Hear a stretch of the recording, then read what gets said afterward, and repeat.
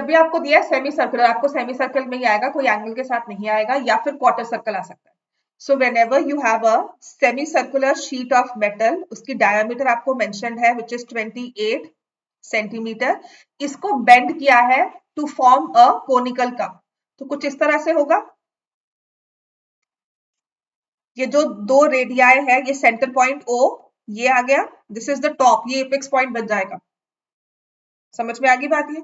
और यहां से ये दो बाउंडिंग रेडियाई है, इनको आप ज्वाइन कर दोगे तो आपके पास एक कोनिकल वेसल बनकर आ जाएगा, कप बनकर आ गया।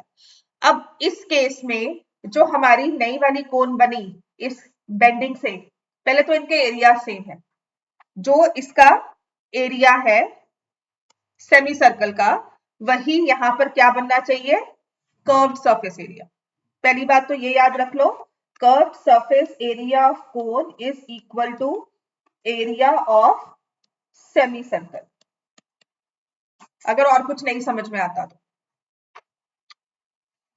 क्या होता है ये, पाई आर एल, और एरिया क्या होगा 1/2 पाई इसका रेडियस उसका स्क्वायर। समझ में आ गया? तो पहले तो पाई हमारा क्लियर हो जाता है। क्लियर होगी बात ये?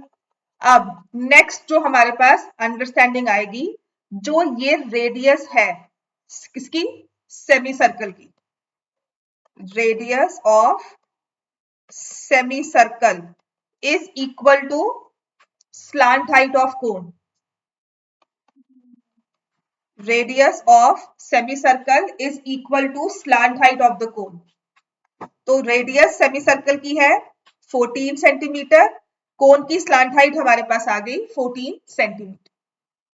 तो अब यहां से अगर आप स्लांट हाइट पुट कर देते हो, आपके पास रेडियस आ जाएगा कोन का। समझ में आ गया? एक और अंडरस्टैंडिंग, एक और थर्ड पॉइंट और भी आसान है हमारे लिए। जो यहां पर लेंथ ऑफ आर्क है फॉर द सेमी सर्कल, जो ये हाफ सर्कमफ्रेंस है कोन का, बेस का कंप्लीट सर्कमफ्रेंस हो गया। ठीक हो गया? तो circumference of base of cone is equal to half, या सर्कमफ्रेंस ऑफ सेमी सर्कल लिख लो। हाफ अगर लिखना है तो हम लिखेंगे सर्कमफ्रेंस ऑफ सर्कल, है ना? तो मैं यहाँ पे सेमी सर्कल की बात कर रही हूँ, तो I will write circumference of semi circle. यहां से भी आपके पास रेडियस आ जाएगी। इससे तो हमारे पास स्लांट हाइट ही आएगी हमेशा, और जो दूसरी चीज फर्स्ट पॉइंट या थर्ड पॉइंट, इससे हमारे पास रेडियस आ जाएगी।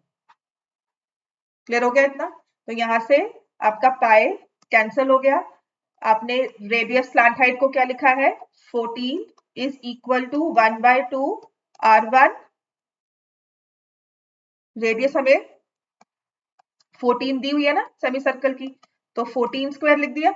ये एक 14, एक ये 14 कैंसिल हो गया।